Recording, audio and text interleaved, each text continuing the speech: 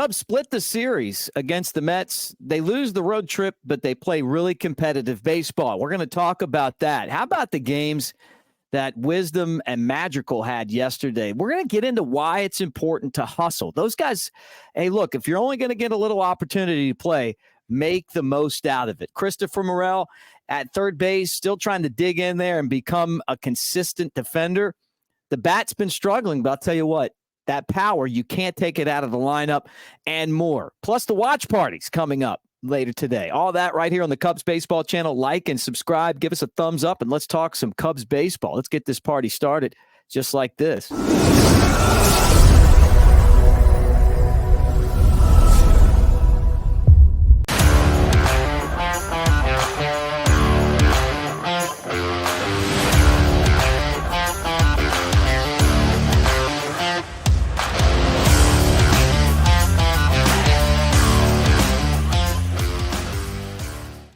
What do you say, everybody? With Anthony Pasquale, I'm Mick Gillispie. Welcome to the Cubs Baseball channel. Let's talk some Cubs baseball. Anthony, you and I have a date with everyone today to talk about the Cubs and watch the game. And I know everyone's excited about that, but let's kind of lead into what we're doing.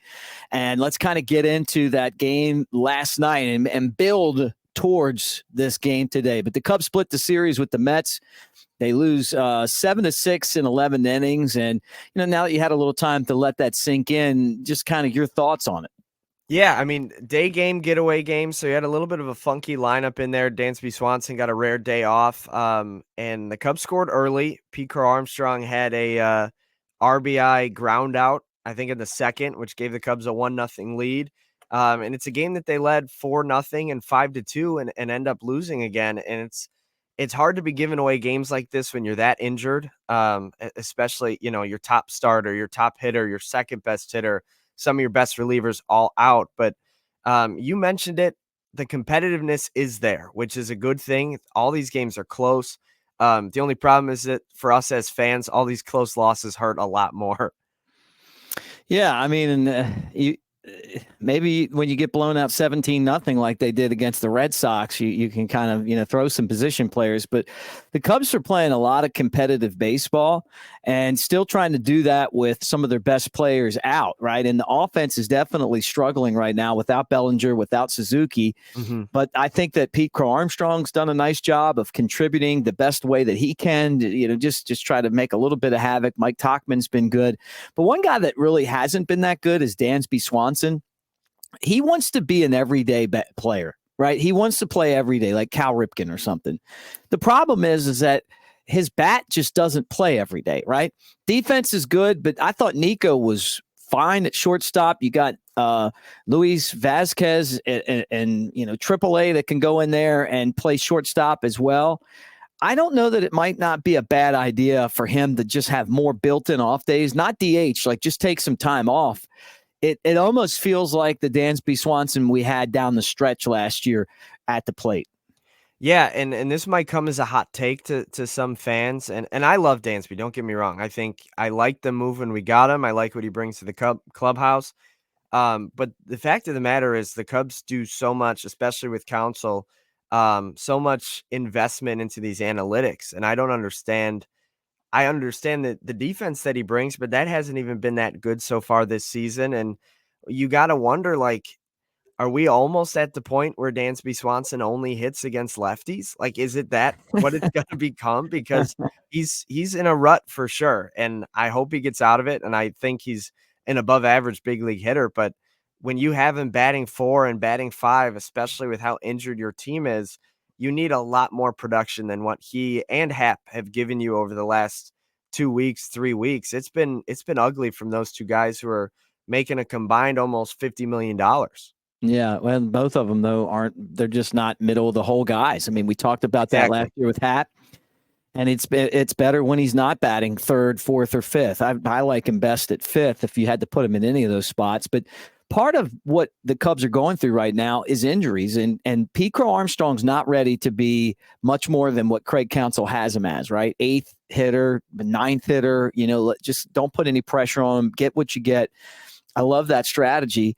You got guys in the minor leagues, but honestly, I don't feel like anyone is at that spot yet where they can slide in and really help you contribute. The good thing is we're going to start getting some of these guys back. Now, Bellinger's not going to be ready when he comes off of the IL. Still has to let those ribs heal. Anytime you got fractured ribs, it just takes time. But, he's starting to do baseball activities and he wants to get back and he's going to force himself back and you'll get him back.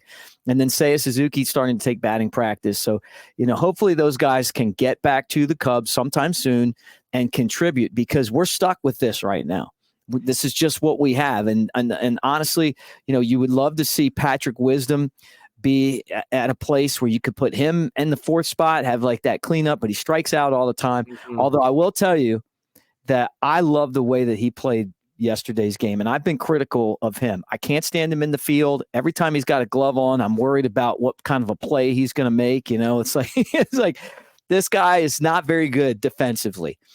But, when you hustle and you play smart baseball, good things happen. And I'll tell you what, him and Madrigal yesterday really impressed me with that part of it. Yeah, without a doubt. And you talked about Suzuki and Bellinger. And the thing is, this lineup is going to look thin until those guys come back. And part of that is going to be Patrick Wisdom and Nick Madrigal being in the lineup a little bit more. Wisdom is the reason the Cubs scored that first run in the second inning. He hustled. They were going to try to turn a tailor-made double play hit off the bat by Madrigal, but instead Wisdom beat the throw to second. There was no throw to first. And the next batter, Pete Crow Armstrong, drove in Michael Busch from third with that ground ball to second base. Then next time Wisdom came up, he got a hit. He also scored 2 runs. He had a stolen base. Nick Madrigal had the go-ahead RBI double in the top of the 11th. So they made the most of their starts there, and they're going to have to keep doing that. It was a rare start for Wisdom and honestly Madrigal against a righty today. Typically those guys are your against lefty lineup guys, but when you're this injured and Dansby's struggling and Matt Mervis has been as bad as he's been, you need some guys to step up, even if it's against uncomfortable platoon matchups. So those guys did it today. Unfortunately, it didn't lead to a Cubs win, but Wisdom and Madrigal definitely need to keep doing that and just winning their days when they get to play. Now, when I played, and obviously I didn't play in the major leagues, but I remember being really good at reading the pitches, and I've done that a few times. Or beat the throw at second base. And I always would watch on the bench and think, man, if someone was just a little bit better at reading the play, a step quicker, you can change the whole game because of that. Now the Cubs didn't win, but that was a big play in the game. And I love that kind of hustle. That's what makes baseball great, is the intelligence that goes with playing the game. So hats off to him. And, I hope I'd love to see, more of that. Pete Crow Armstrong is going to do a lot of that stuff, though, by the way. Keep an eye on him on that. Now, let me switch gears and talk about Christopher Morel. Homered again. It hasn't been easy for Morel this season, right? The defense is improving. He's getting better at it, right? But in this series, you saw why you have to have him in there. Because as you struggle, you just never know when he's going to pop off another home run. Yeah, it's similar to Wisdom, but Morel's a little bit more gifted at the plate. The fact of the matter is he had 2 game-altering swings in a 4-game series, and you'd still probably go back to Chicago today saying, yeah, Morel's struggling right now. But he also gave you a really good chance to win on the series opener against the Mets. And then yesterday in the series finale, gave you a 4-0 lead with one swing of the bat. So he's the type of guy that I know a lot of guys are calling for, give Morel an off day, let him DH, do this, do that. But the fact of the matter is that he could change the game with one swing of the bat every time he's up. And with the Cubs offense struggling as bad as they are, you need that type of hitter in your lineup. Yeah, no doubt. And that's why the Cubs have been so patient with that defense sometimes that doesn't look major league, but it's getting better. Look, I'm seeing improvement. It is what it is, but he hit 2 really big home runs. It's a shame that the Cubs weren't able to pitch and get that, basically that win and walk out of there with a series victory, because that's such a big game. Look, if you win that game, you win the series and you win the road trip, right? Right. It was a big swing. Yeah, and by blowing that game, it was like, man, you know. And of course, the two that they lose to the Mets are by virtue of you had a lead and you don't keep the lead, which has been the case in game after game this season. Yeah, last night, or yesterday, you had two guys thrown out at the plate. It was a play at the plate that that ended the game on that Cubs win. The incredible, impossible relay that threw out the polar bear at home, right? And both of the plays at the plate were out. I mean, Morel could have jumped over the glove, and Madrigal could have like swiped the bat, home plate. If Javi Baez was running, we would have scored both of those runs. Yeah, game would have been over. That's why he's the magician, But yeah, Marte showing off that arm, man, and that the one in the 11th inning was a killer. Yeah, I mean, here's the thing with him too. We know the type of arm he's had. He's been in the National League forever. He was a Pirate forever, so he's got a cannon. And when I covered a Cubs Mets game a few years ago in the locker room, that dude is sculpted. It looks like he stepped right off of a statue. That's how jacked this guy is. So he's got an absolute cannon out there and right.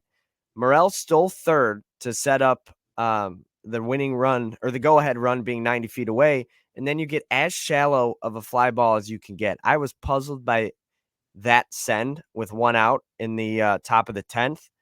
In the top of the 11th, I wasn't as upset because, Madrigal was trying to score from second. It was a running start.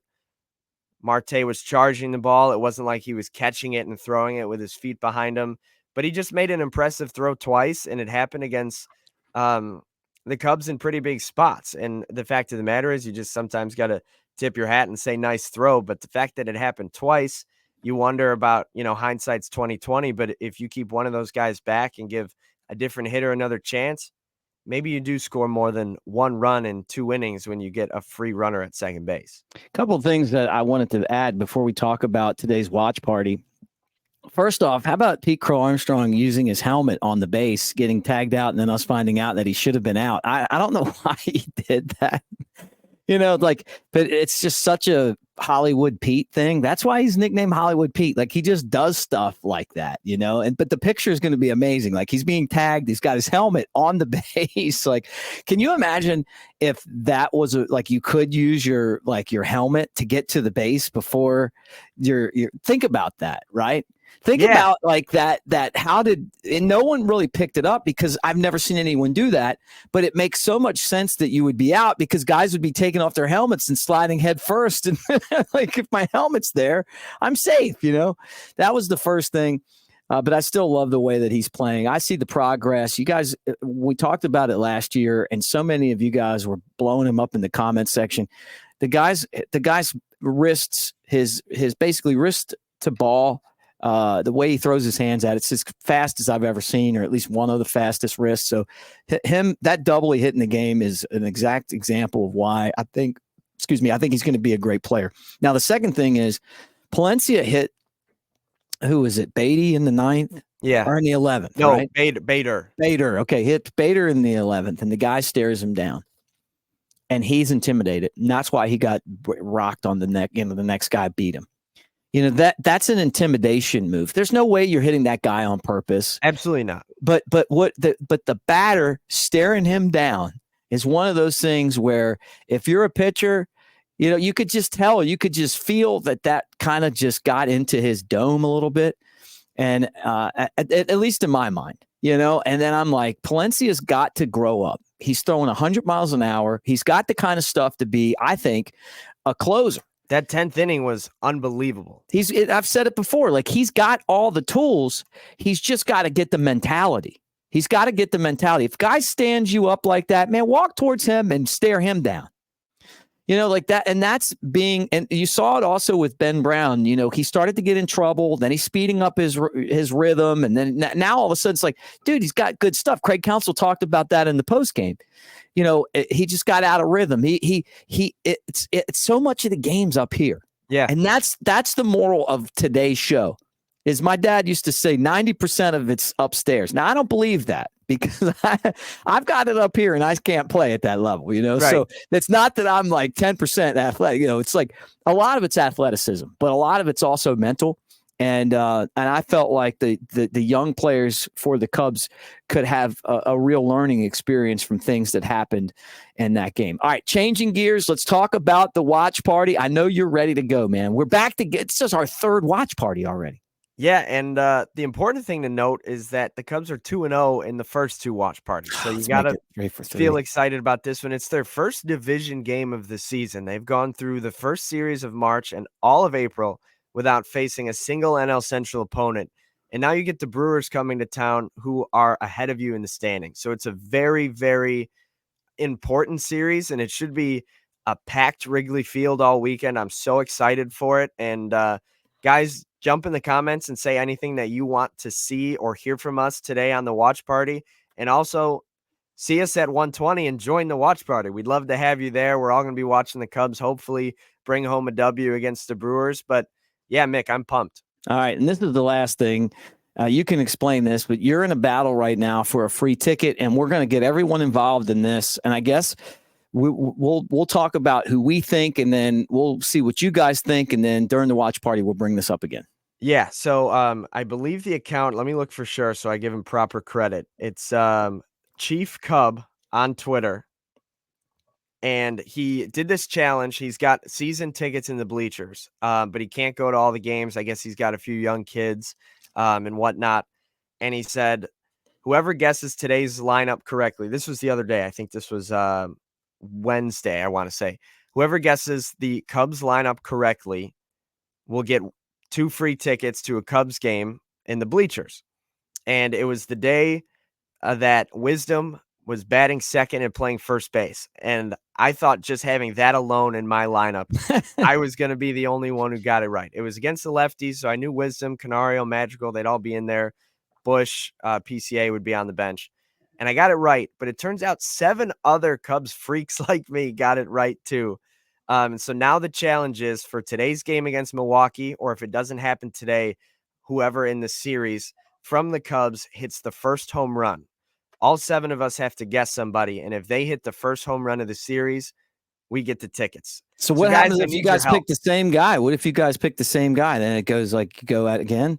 I guess it might go to another step of the challenge. He might just give 2 people tickets at that point because we're working our butts off over here. But guys, jump in the comments and say who you think is going to homer first today. The Cubs are playing here. This is a good time to show this. It's Hayden Wesneski pitching against Joe Ross today. Both Dansby Swanson and Ian Happ have homered off of Joe Ross in their career. The only issue is there's been no hitters on the planet quite as cold as Dansby Swanson and Ian Happ. So I don't know if I want to dive all into those guys to homer. He's a righty. Michael Bush is due for a homer. He's another option. I also think if Patrick Wisdom gets the start, he could put one in the seats. So those are my 4 things I'm kind of jockeying through my mind right now. I have to submit it by noon today before the game at 1:20. Oh, so we'll chew on it, but we got to pick now. That's what you're saying. Yes. And then if you guys listen to this before noon, jump in those comments and help me out because I'll check them before I send in my final tweet. Yeah, Michael Bush is the answer. Okay. Leaning toward Bush. If Wisdom's in the lineup, I might go with Wisdom. Yeah, maybe he runs into one. Yeah, because he runs into one every so often, and it hasn't happened in a little while. So maybe he turns on one. Yeah, he's like one of those guys that you see all the home runs at the end of the year, and you're like, man, he hit 25 home runs. But but they're all in like 4 games, you know? Right. And maybe this is game 1 of the 4 games. Who knows? You see. All right. Well, cool, man. Well, let's wrap it up, and we will talk to you guys again at 1:15 Central. Then we'll be gone for the third watch party. We'll enjoy Cubs baseball together. And thanks for hanging out with us. And again, go Cubs. It's going to be a good homestand. You got our first divisional opponent, yes, sir. The Milwaukee Brewers, and then the old Padres are coming into town. And we owe them too. Let's get them. Let's get them, guys. Go Cubs.